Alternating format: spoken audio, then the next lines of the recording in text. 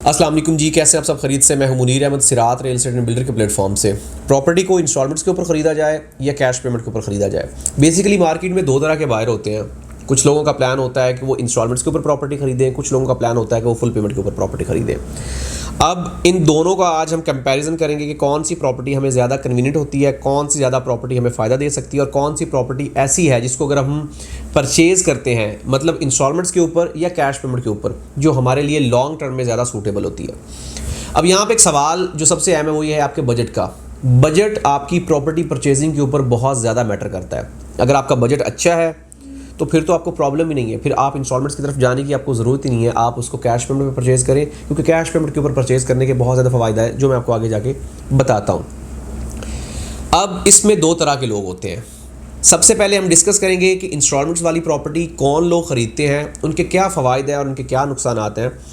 फिर उसके बाद बताएंगे कि फुल पेमेंट वाली प्रॉपर्टी कौन लोग ख़रीदते हैं, उनके क्या फ़वाइद और क्या नुकसान हैं। इंस्टॉलमेंट वाली प्रॉपर्टी की अगर हम बात करें तो इसमें दो तरह के बायर होते हैं। एक तो वो होते हैं जिन्होंने लॉन्ग टर्म इन्वेस्टमेंट करनी हो और उनके पास पैसे मौजूद होते हैं, लेकिन वो अपने पैसे को कहीं और यूटिलाइज़ करते हैं। मिसाल के तौर पे एक 50 लाख की प्रॉपर्टी है तो उस बंदे के पास मतलब 50 लाख मौजूद है, वो पे कर सकता है, लेकिन वो 10 लाख की डाउन पेमेंट पे करके 40 लाख से कोई और बिज़नेस करेगा, वहाँ से पैसा कमाएगा और उससे जो प्रॉफिट आएगा उसको इंस्टॉलमेंट्स की सूरत में पे करता रहेगा। उसकी कैपिटल अमाउंट भी सिक्योर रहेगी, इंस्टॉलमेंट्स भी पे होती रहेंगी और उसके पास एक ऐसी प्रॉपर्टी भी बन जाएगी जो उसके लिए बहुत ही मुनासिब और माकूल होगी।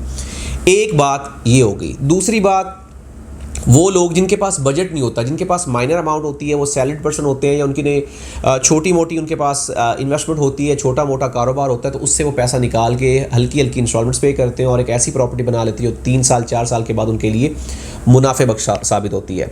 लेकिन वो एक साथ पेमेंट पे नहीं कर सकते, जिसकी वजह से वो इंस्टॉलमेंट वाली प्रॉपर्टी की तरफ जाते हैं। अब अगर हम देखें तो इसमें जो नुकसानात हैं, अगर उनकी हम बात करें तो एक नॉर्मल प्रॉपर्टी जो आपको फुल पेमेंट कैश पेमेंट पे मिलती है, वो कंपैरेटिवली आपको मुनासिब प्राइस के ऊपर मिल जाती है। मिसाल के तौर पे आप एक प्रॉपर्टी इंस्टॉलमेंट्स के ऊपर परचेज़ कर रहे हैं। अगर सेम प्रॉपर्टी आप कैश पेमेंट में परचेज़ करते हैं तो तकरीबन 20 से 25 लाख आप फ़ायदा कमा सकते हैं।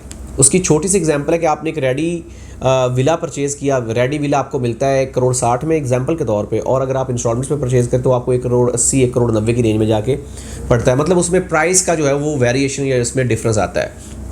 लेकिन जो लोग इंस्टॉलमेंट्स के ऊपर प्रॉपर्टीज़ इसलिए ख़रीदते हैं कि उनके पास बजट होता है, लेकिन वो उसको कारोबार की नीयत या लॉन्ग टर्म लेके चलते हैं, उनके लिए फ़ायदेमंद होता है, क्योंकि ये कि उनके पास जो अमाउंट आ रही होती है वो प्रॉफिट की सूरत में आ रही होती है।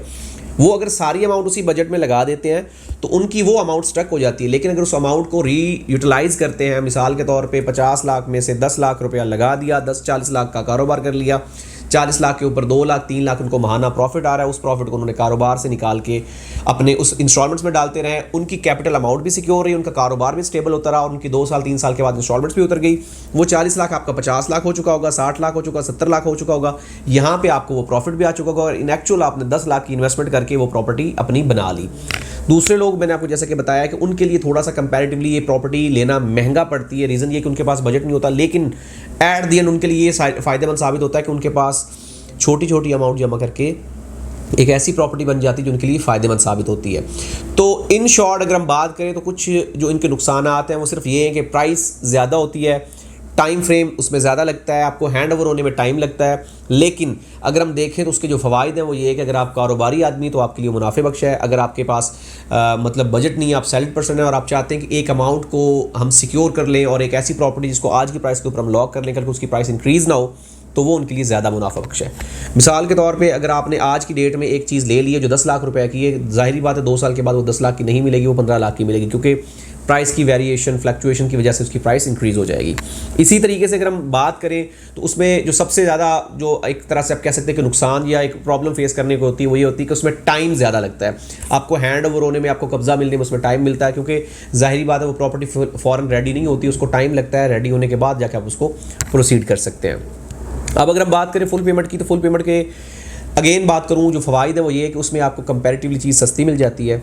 दूसरी बात ये है कि आपकी एक तरह से वो इन्वेस्टमेंट होती है, आपकी वो होल एंड सोल इन्वेस्टमेंट होती है। मिसाल के तौर पे आज आपने 10 लाख की परचेज़ की, परसों आप उसको 50 लाख में बेच सकते हैं। इंस्टॉलमेंट वाली प्रॉपर्टी आपकी फॉरन बिकती नहीं है, क्योंकि अगेन मैंने स्टार्ट में कहा कि वो लॉन्ग टर्म इन्वेस्टमेंट होती है, लेकिन फुल पेमेंट वाली प्रॉपर्टी आपकी कैश चेक होती है।